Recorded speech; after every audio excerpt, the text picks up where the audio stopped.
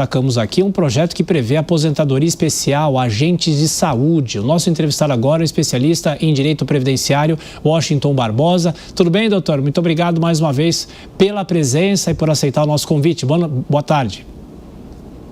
Boa tarde, Thiago, e boa tarde, nossos telespectadores. É um prazer enorme estar aqui na Jovem Pan. Bom, de que forma essa discussão precisa ser tratada? É bom lembrar que o Senado fez essa aprovação, ainda depende de uma avaliação da Câmara dos Deputados, e é o que a gente comentava aqui. Toda a categoria merece, deve ser valorizada, mas o senhor acha que a estrutura do Estado, nesse momento, teria condições de arcar? E volta aquela grande discussão de aposentadorias especiais, algumas categorias têm e outras não têm? Perfeita a tua colocação, Thiago. Então, veja, em primeiro lugar, eu faço questão de deixar claro a importância dos agentes de saúde e dos agentes comunitários de combate à endemia.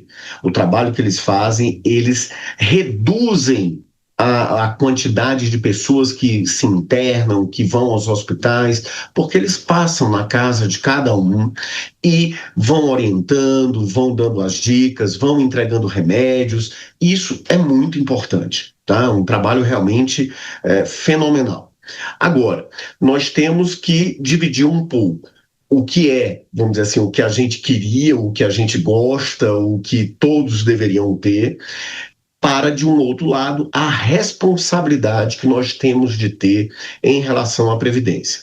Veja, esse projeto ele tem alguns problemas muito sérios.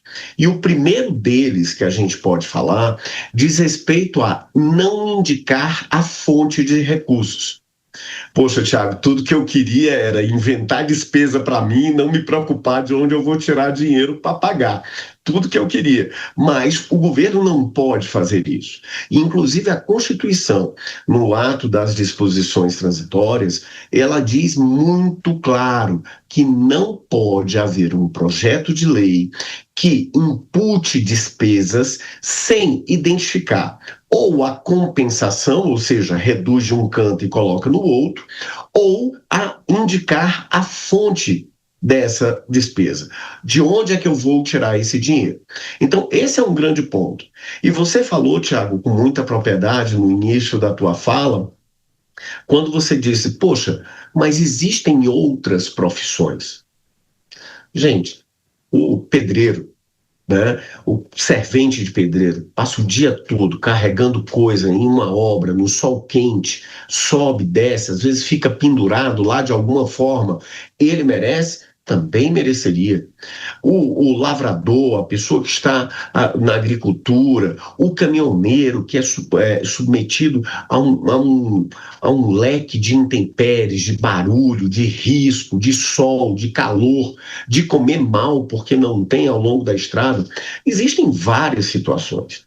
Então, além de tudo isso, Thiago, desculpe me alongar na resposta, existe o problema específico de que nós estamos atendendo a uma categoria, não estamos atendendo as outras, de não indicar a fonte de recursos de onde vão ser pagas essas despesas, tá?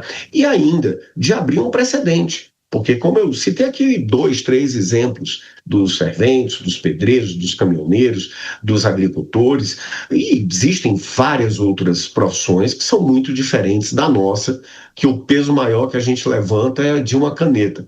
Aliás, nem isso a gente está levantando mais, né? Porque é tudo digitado. Doutor, eu vou chamar a Maria de Carli, a nossa comentarista, para fazer a próxima pergunta. Maria. Olá, doutor Washington, tudo bom?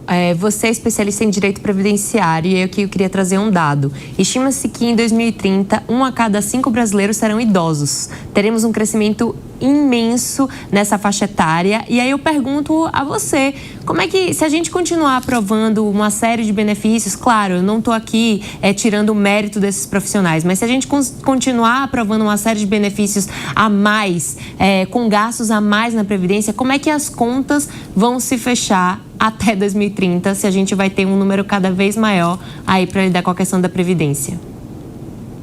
Maria de Carli, boa tarde. E assim, tua pergunta ela vai direto ao ponto, né? Vai direto ao ponto. Não adianta, a gente tem de ter, como eu disse na resposta ao Thiago inicialmente, a gente tem de ter responsabilidade. Você falou muito bem. Por exemplo, Meu avô teve 23 filhos vivos, né? Porque naquela época nasciam a mortalidade infantil até 5 anos era absurda, quanto mais no interior do estado do Ceará. Meu pai já teve só 5. Eu tenho 3 porque foram trigêmeos, mas meus irmãos têm 1, 2, tá? E as pessoas agora, o que é que meus filhos fazem? Eles querem um pet, não querem filho. Então nós temos um problema muito grande, que é o que a gente chama de, Carly, do regime financeiro da Previdência do Brasil, que é o tal do regime financeiro de repartição simples. Esse regime financeiro, imagine, eu pego tudo que se arrecada, jogo dentro de um balde, misturo tudo, eu não sei de quem é quem, tá? E deste mesmo balde eu retiro dinheiro para pagar quem está em gozo de benefício, quem está aposentado.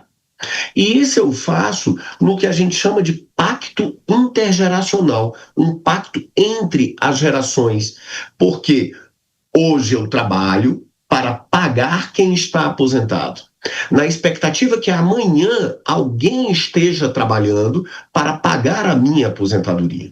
Só que o que é que ocorre? Primeiro, eu já falei do início, e você falou com muita propriedade logo no início, que em 2030 nós vamos ter uma elevação absurda da quantidade de pessoas mais velhas, o que é ótimo, né? Isso mostra que a gente está vivendo mais e, se Deus quiser, com qualidade de vida. Mas, do ponto de vista previdenciário, eu tenho esse envelhecimento, mas não nascem mais pessoas. E ainda, Maria de Carla, ainda tem um outro ponto. O emprego formal, ele está deixando de existir. Nós estamos muito mais tratando agora de uma relação de trabalho do que de uma relação de emprego.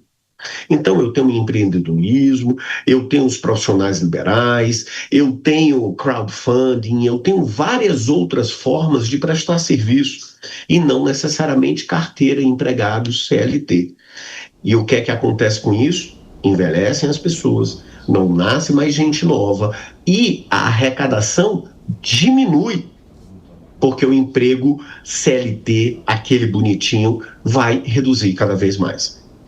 Washington Barbosa, especialista em direito previdenciário, advogado. Mais uma vez, doutor, obrigado por nos atender. Volte sempre, um excelente fim de semana. Até a próxima.